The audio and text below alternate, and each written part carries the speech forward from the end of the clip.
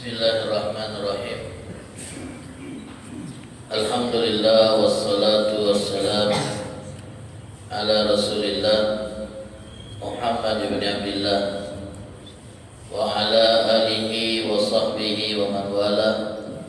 La hawla wa la quwwata illa billah. Subhanaka la ilma lana illa ma 'allamtana innaka antal alimul hakim.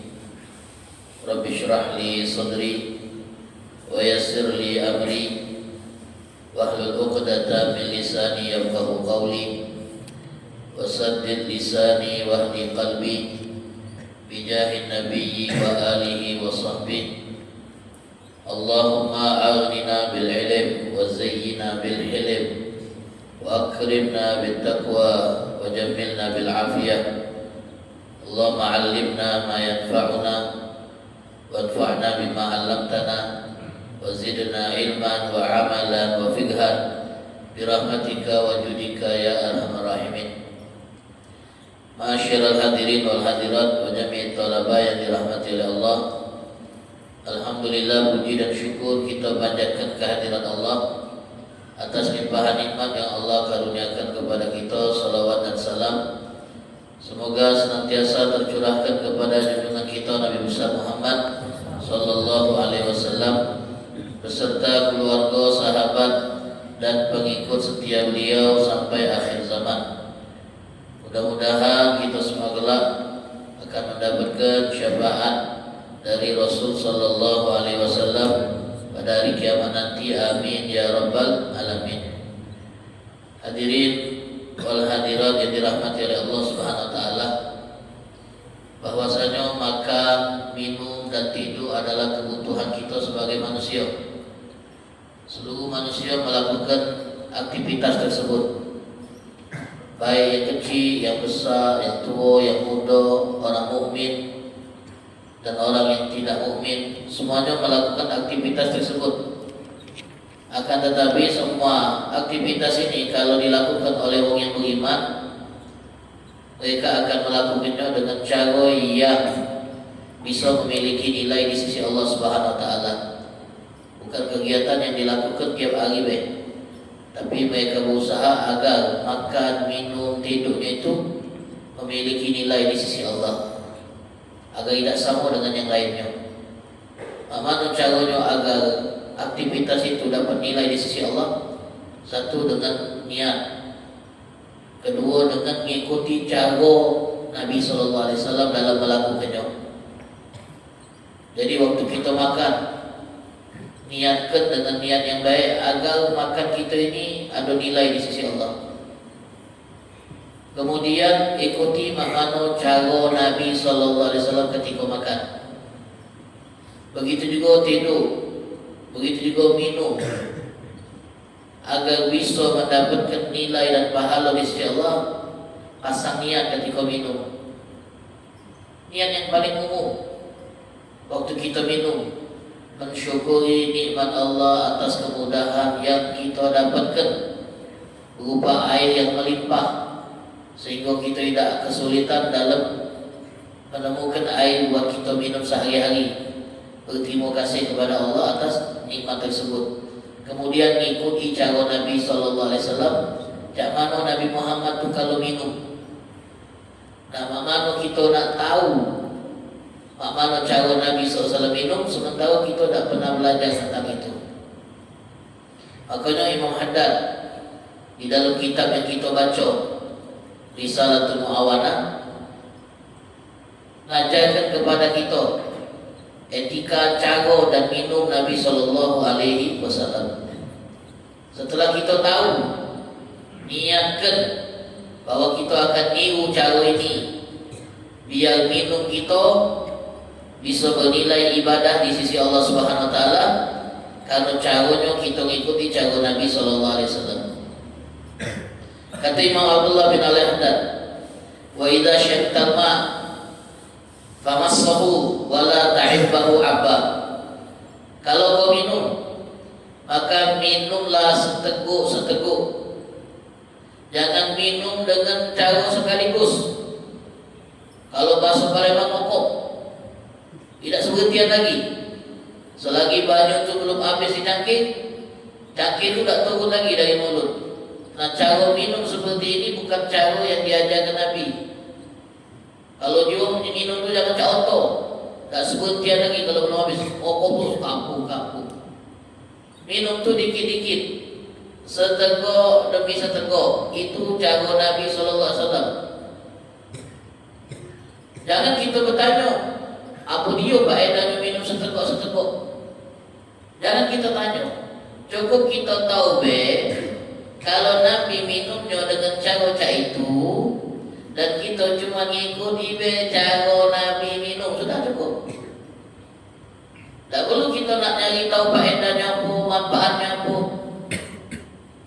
Sebab kalau sudah cara itu dilakukan oleh Nabi, pasti itulah cara yang terbaik. Jadi kalau minum itu jangan langsung mokok, jangan langsung sekaligus, tapi sedikit demi sedikit. Kalau boleh kita contohkan kebenaran haus pula. Dikit-dikit. Sekali teguk.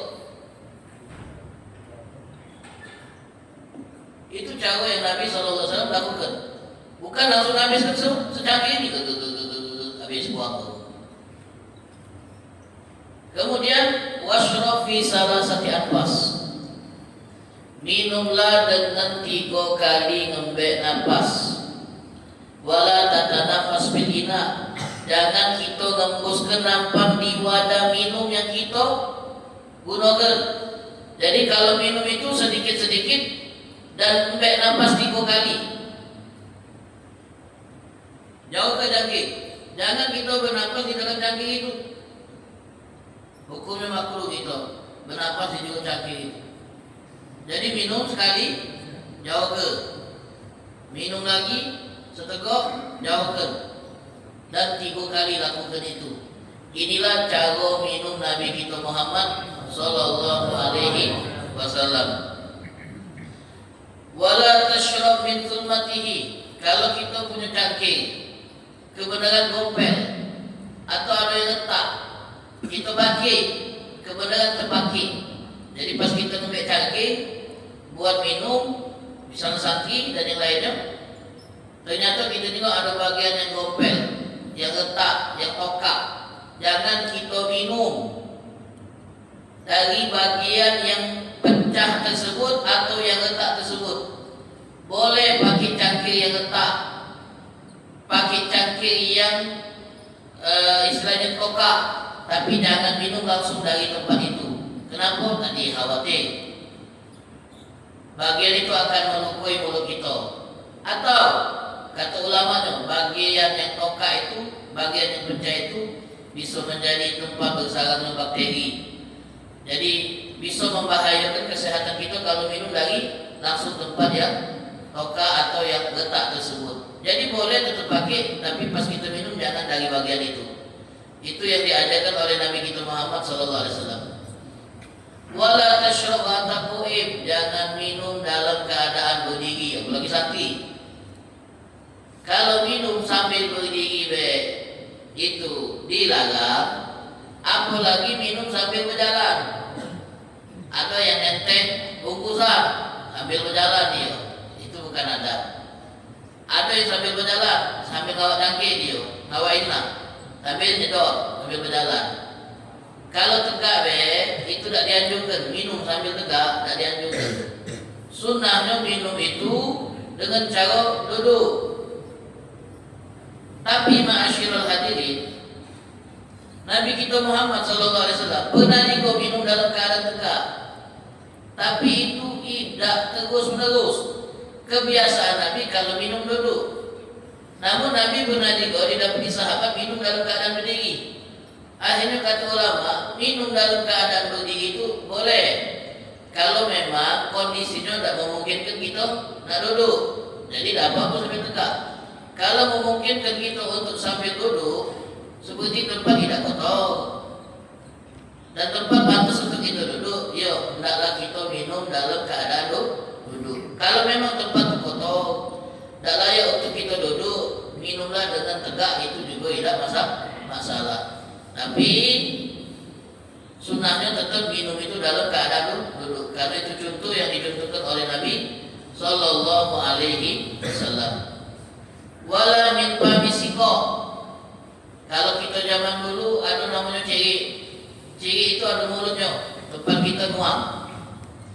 Nah, makruh kita minum langsung dari mulut ciri itu. Makruh, tak dianjurkan. Jadi hendaklah kalau kita nak minum dan airnya ada dalam wadah ciri tadi, maka hendaklah kita tuang dulu di gelas atau di wadah baru minum dari wadah tadi. Kalau langsung dari mulut ciri tadi, itu hukumnya makruh. Apa? Satu, khawatir pas kita nuang bajunya tumpah, masuknya terlalu banyak dan muang kita akhirnya tersedak.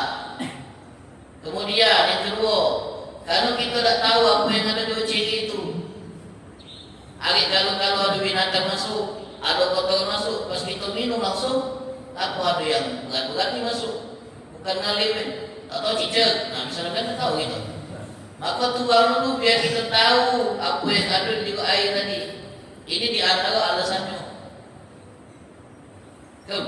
Kemudian hadirin wal hadirat wa talaba, kalau seandainya kita tak menemukan wadah untuk kita jadikan alat untuk minum dari air yang ada di ciri tadi, tak kati wadah. Mana ini cangkir tak kati air di dalam ciri tadi, maka kata Imam Haddad, gunakan tangan kita untuk minum.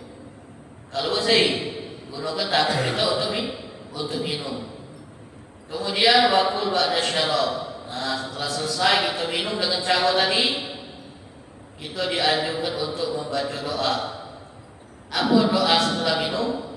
Alhamdulillahilladzi ja'alahu 'adban furatan bi rahmati wa lam yaj'alhu milhan ujajan bi dunubina. Segala puji bagi Allah yang telah menjadikan air ini tawar lagi nikmat karena rahmatnya, dan tidak menjadikan air ini milhan ujajan asin lagi pahit karena dosa-dosa kami. Kenapa air ini lemak diminum? Karena dia tawar dan dia segar. Pas diminum tu masuk tenggorokan nyaman, tidak nyangkut, tidak nyesek, masuk tu lancarnya. Apalagi karena rasanya tawar, lemak, segar. Kenapa air itu tawar? Kata ulama, karena Allah lah yang menjadikan dia tawar biar lemak untuk kita telan dan kita konsumsi. Karena rahmat Allah lah air yang kita minum ini layak minum. Makanya dalam doa tadi ada sambungannya. Walam yaj'alhu milhan ujajan. Terima kasih ya Allah, kau dah jadikan banyu yang kami minum ini asin dan pahit karena sebab dosa-dosa kami. Kalau seandainya setiap banyu yang kita pegang berubah menjadi asin dan pahit setiap kali kita buat dosa, maka kita akan kesulitan untuk bisa mendapatkan air yang layak minum. Tapi Allah tidak menjadikan itu. Allah tetap menjadikan air yang kita minum ini tawar, lagi nyegergen.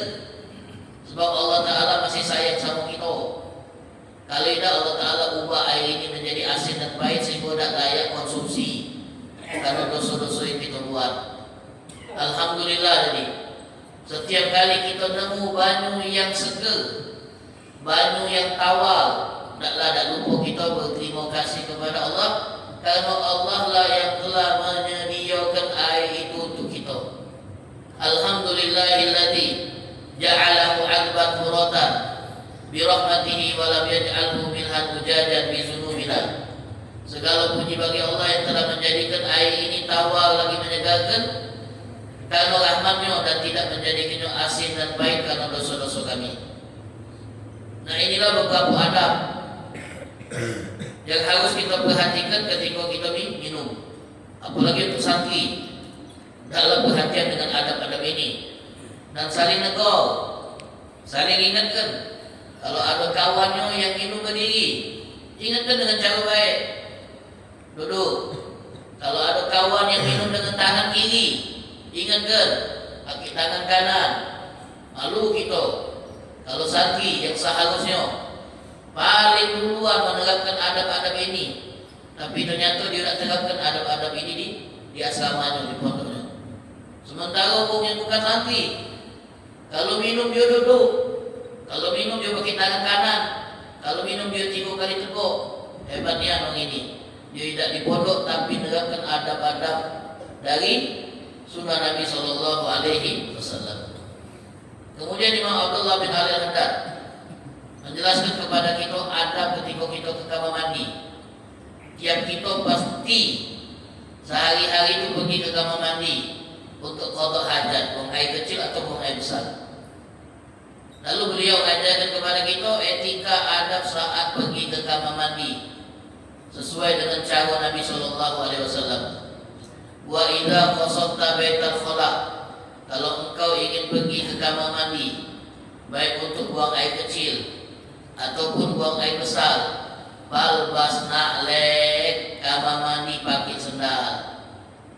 Jadi Bapak Ibu, depan kamar mandi kita siapkan sendal khusus untuk di dalam kamar mandi. Yang kita lepas, kita pakai saat cuma kita di kamar mandi. Boleh taruh di juru kamar mandi atau taruh di luar kamar mandi. Sendal ini khusus buat kamar mandi.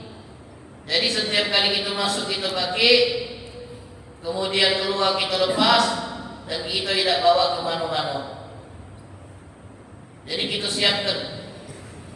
Sampai-sampai di sebagian masjid yang kami pernah kunjungi, itu pengurusnya menyiapkan sendal di depan WC itu dan dibuat peringatan, sendal lepas di dalam dan dipakai di dalam.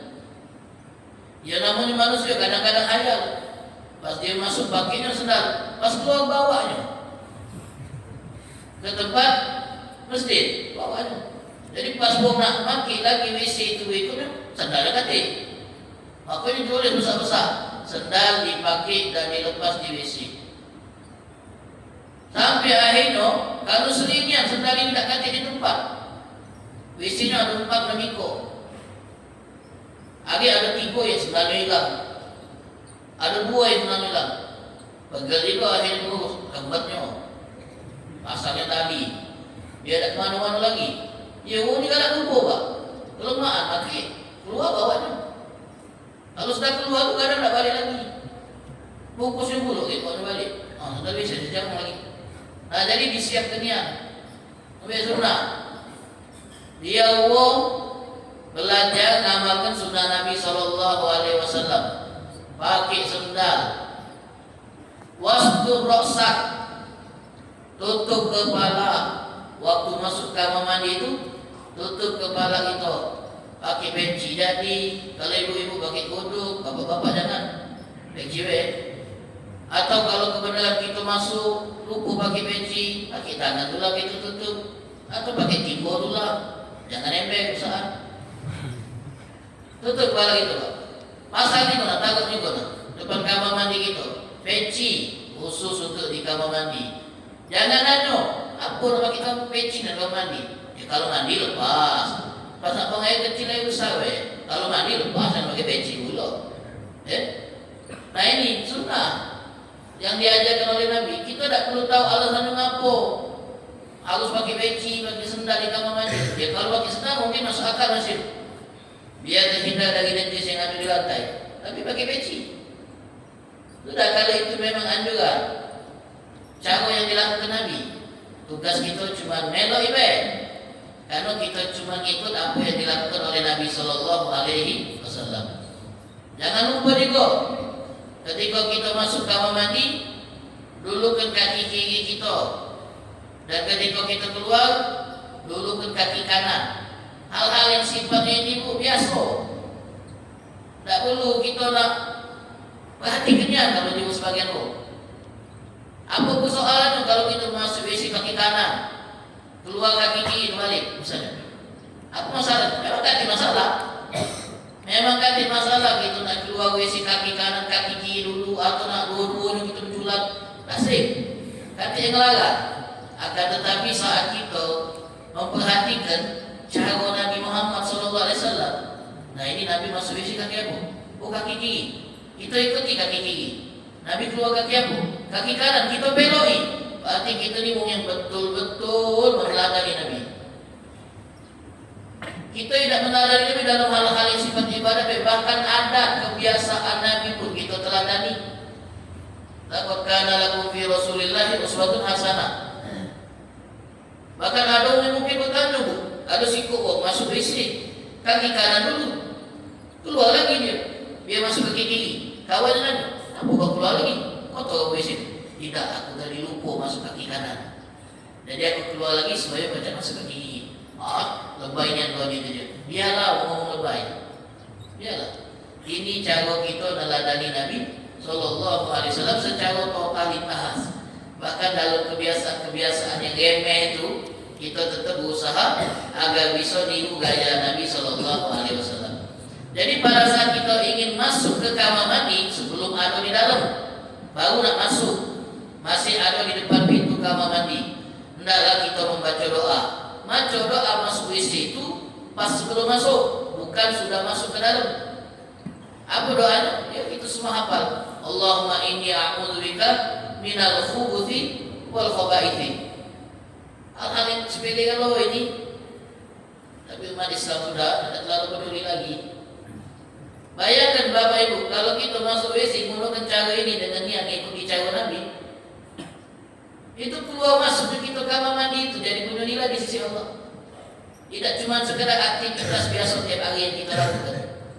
Bayangkan kalau kita 3 kali masuk ke kamar mandi tiap hari itu, banyak niat yang kita dapat. Tapi sedikit yang memikirkan dan mengenungkan ini, tidak banyak. Yang penting masuk selesai keluar.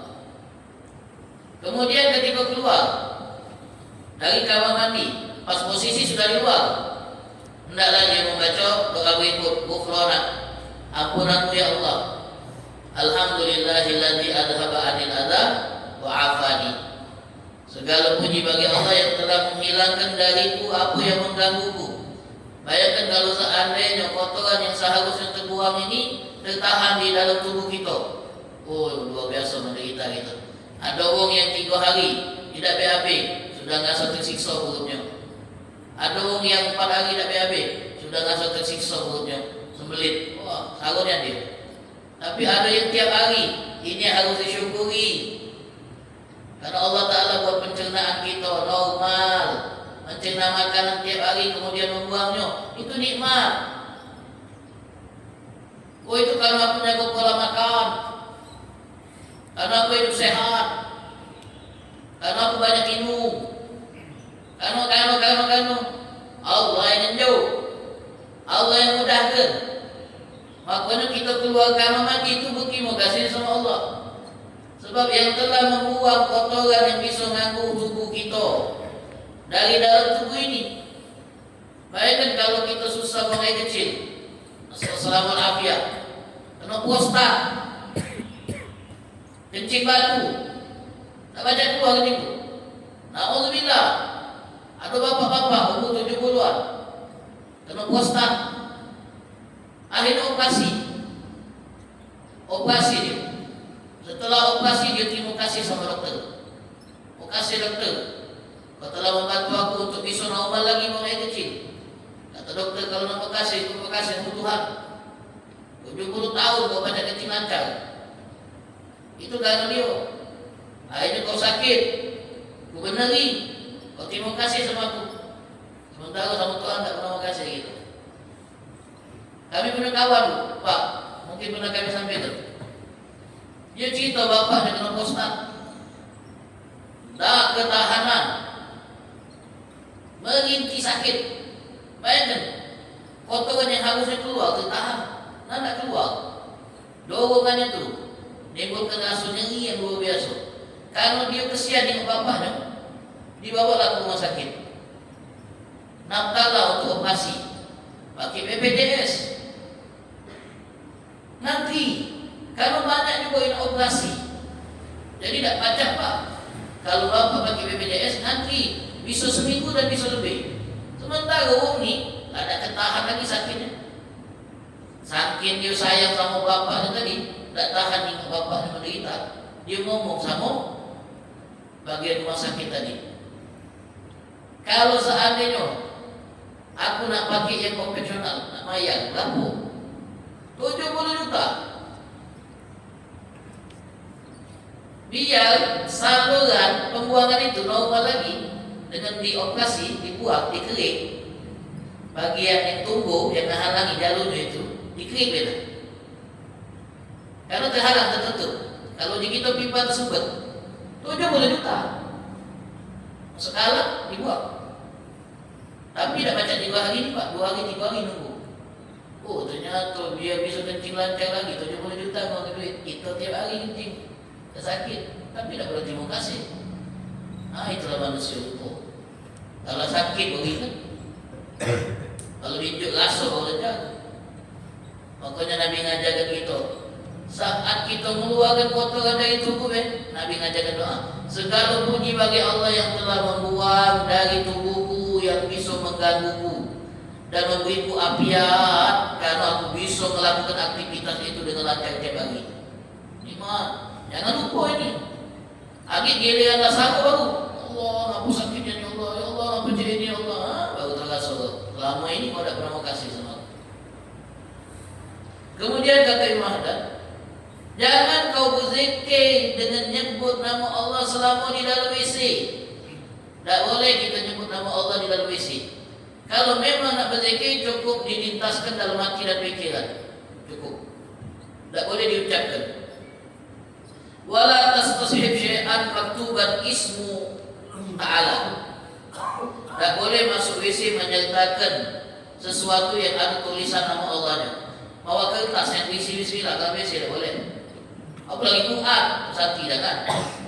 Apalagi kitab pelajaran.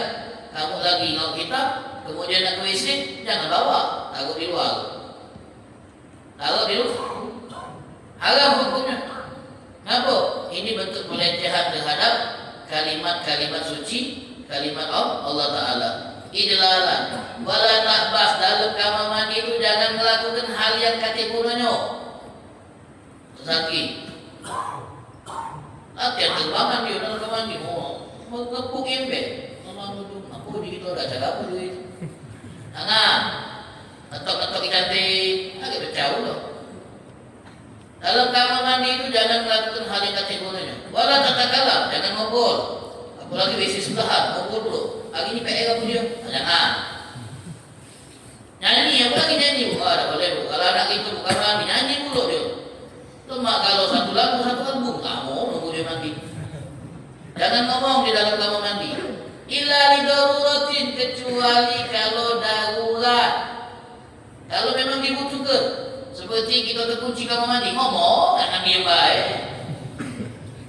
Aja buka gitu Pak. Nah, dia gitu, kamu terkunci nih dia gitu. Kata Ustaz tak boleh ngomong, diam baik dia kamar mandi. 2 hari yang di situ. Kalau terkunci ngomong, tolong, bukai, jangan diam baik. Kata Ustaz tak boleh ngomong. Ini darurat. Kalau tidak, kau lama juga itu. Nah, kalau darurat boleh, tapi juga kalau darurat terkunci ngomong, sediaman dia mau mencarian. Atau kalau seandainya kita yang lagi di kamar mandi, kemudian tiba-tiba ada yang nak nongol pintu. Nah, boleh kita ngomong, woi, nah, tidak. Ada kok, tapi terkunci kan, boleh kita ngomong. Atau kalau kita tak ngomong, misalnya ada yang nanya, ada orang tak dalam? Nah, jawab, jangan diam gitu. Ada orang tak? Itu benar itu tuh. Ngomong gitu. Kalau memang tak galak ngomong, kasih kode apa kodenya? Dengan benda itu jadi orang tahu buat uang di dalam ketina. Walau tak pas Pak. Nah ini Pak, kadang-kadang ngandung Pak kalau kamar mandi itu nak bawa rokoknya. Bawa rokoknya nih. Apalagi WC-WC umum baik, begitu. Aduh batang rokok banyak dulu. Atau habis buang masuk setelah kita kecium bau asap rokok. Rokok juga mandi juga. Kalau zaman sekarang ada yang beda itu. Bawa HP juga mandi. Main dulu mas Nabi. Sempat belum mas status juga mandi. Nah, syukurilah nikmat hari ini jadi tenang. Buat satu sama mandi. Maaf kalau sekarang baik. La haula wala. Ada yang rokok, ada yang api macam-macam sekarang di kamar mandi. Kalau dulu kamar mandi masuk keluar. Sekarang ada yang sampai lamunian. Dulu kamu mandi 5 menit, ada yang 15 menit, akui gitu mudah 15 menit. Oh, dia main game dia. Nah, jadi jangan lakukan hal-hal yang tak ganti guna dalam mandi. Wala tanfa saubaka illa qadra alladhi yakhsha litanajjus. Jangan angkat pakaian kita sampai tuang air kecil atau air besar kecuali seukuran yang kita khawatir dia kena najis. Kemudian buang airlah dengan cara duduk. Untuk laki-laki juga, buang airlah dengan cara duduk. Jangan dengan cara berdiri. Buang air dengan cara duduk. Sekarang kan ada toilet berdiri itu, simple Ustaz, selesai. Padahal sebenarnya kita duduk. Buang airlah di tempat yang tidak keras biar tidak mengecil. Nah, ini anda mengajari santri secara khusus baik. Kamu sebagai santri harus jaga kebersihan terutama area toilet. Jadi kalau buang air itu duduk dan lakukanlah di kloset. Jangan di lantai. Aduh, Pak kecil itu di lantai tuh. Bau. Nak disiram kadang-kadang masih bau. Belum lagi benci aja kemana-mana. Bau menyangkut ke. Kita di umat Islam diajari kebersihan di tennya. Tapi kita kalau ada kebersihan. Saya itu kadang-kadang WC gitu, WC mesin misalnya. Kok bau? WC mesin bau. Padahal masjid itu tempat pusat umat Islam dalam ibadat, tapi WC itu bau. Kenapa? Karena yang maki, yang notabene umat Islam itu tidak ada kebersihan. Sampai harus tulis setelah pakai alat disiram. Berarti kesadaran umat Islam dalam jaga kebersihan, terutama area toilet itu dah bagus. Santri harus dari sini sejak dini perhatikan kebersihan kamar mandi. Jadi kalau kamu pakai kamar mandi mulai, apalagi toilet umum, kamu tahu caranya kebersihan. Ada minta maaf pas kita masuk, aduh yang pakai dulu tinggalkan jejak dulu. Ini tinggalkan jejak aja kita ayo. Akhirnya kita lalu yang masih tadi. Selesai kita masih kita keluar, baunya masih ada dulu. Mulai makin, itu yang diawasi. Gitu. Nah, itu jadi terduga gitu nih, Pak. Kita bukan aku, sebelum. Mana percaya, kita yang tahu betul. Itulah dalam makna tadi. Tinggalkan. Ya kita bahkan ini bersih, tapi tidak. Jadi di toilet duduk, hati-hati nanti. Buanglah di klosetnya. Selesai siram sampai bersih, sampai air tadi berubah jadi jernih lagi. Nah, setelah kita siram berkali-kali, lantainya siram ini loh, biar tidak tinggalkan bau, bau sinar sejenisnya. Inilah yang diajari Islam. Ceboklah di kloset itulah, bersih, tidak bau. Jadi mulai nak makin setelah kita tidak terganggu. Nah, ini yang harus kita perhatikan. WC pondok juga yang kita pakai. Jadi jangan tegak dulu lah. WC kamar mandi yang seharusnya baca duduk, tegak dulu. Mencik kemana-mana. Dan hebat lagi lah, ada sikap nak cebok dulu. La haula wala quwwata illa billah. Habisnya pakai semayang dulu, Pak. Keluar dari kamar mandi, berwuduk semayang dia. Padahal kakinya menejis, pakainya menejis karena kencing tadi. Nah, mengincak ini kalau semayang karena Allah terima.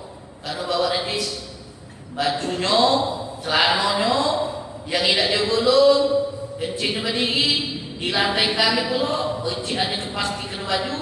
Kemudian dia keluar, langsung wuduk, cuci kaki, bajunya bawa najis. Tak bakal diterima solatnya. Dan inilah alasan kenapa kencing itu menjadi salah satu penyebab kuburmu kena azab di dalam kubur. Maka Nabi mengajukan istabra'u minal baul, tuntaskan kencing, bersih-bersihlah saat kencing. Sebab kebanyakan wong kena azab di dalam kubur karena kencing yang tidak tuntas. Jadi kalau begitu kita baik untuk yang lain ni. Kalau kencing tuntaskan, Pak.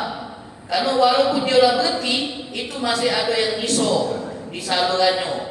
Ini yang khawatir, Pak. Lagi kalau seandainya kita lah berhenti, langsung kita cebok, pas kita jalan kencing sisa itu masih keluar lagi ke pakaian kita sehingga muat najis. Akhirnya kita pakai untuk sholat kita tidak sah karena bawa najis. Maka Nabi ngajarkan kita untuk istibro. Istibro itu nuntaskan kencing sampai benar-benar bersih. Tidak harus was-was. Cara istibro itu mana? Cara nuntaskan biar bersih sisa kencing kita pertama dengan berdehem tadi nak. Berdehem itu bukan tenggorokan. Bukan. Berdehem itu Pak, kita norok melalui dado. Nah itu 3 kali dapat banyak. Itu ngampur juga itu. Jangan sampai was-was.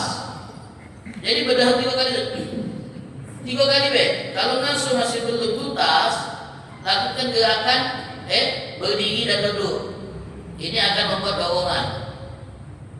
Nah kalau kita dengan sojak itu sudah, nanti bawa. Jangan sampai was-was.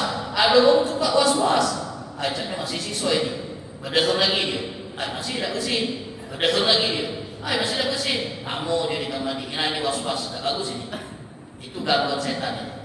Nah ini cara-cara adab-adab etika yang diajarkan oleh Nabi Sallallahu Alaihi Wasallam ketika kita di kamar mandi. Mudah-mudahan Allah Subhanahu Wa Taala berikan kepada kita taufik untuk bisa mengamalkan adab-adab ini. Amin ya Rabbal Alamin. Wallahu Taala a'lam bissawab.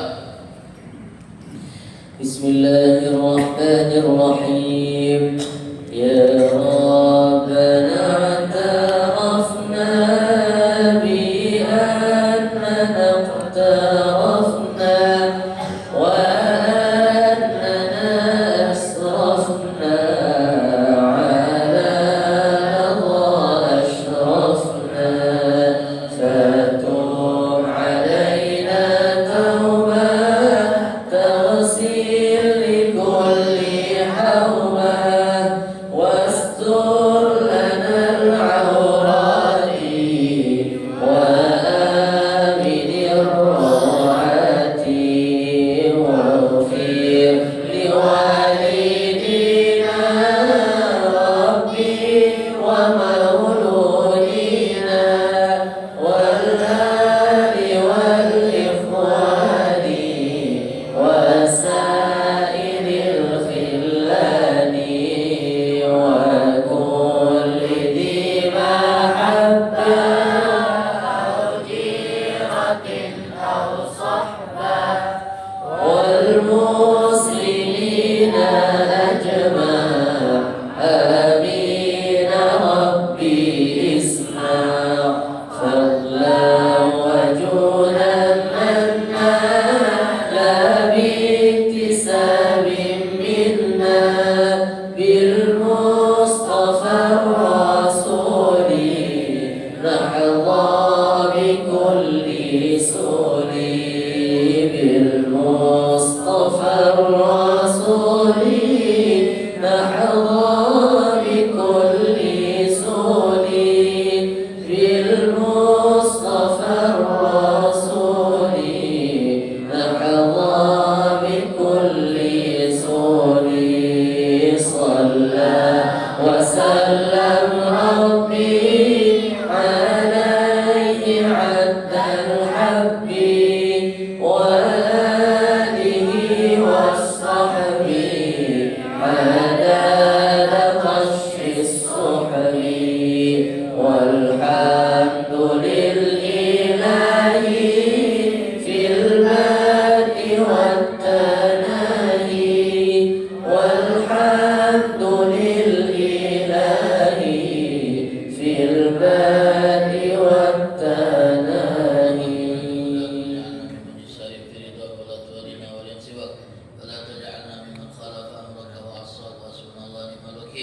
لا حول ولا قوة إلا بالله العلي العظيم. صلى الله على سيدنا محمد النبي الأمي وعلى آله وصحبه وسلم. الحمد لله رب العالمين.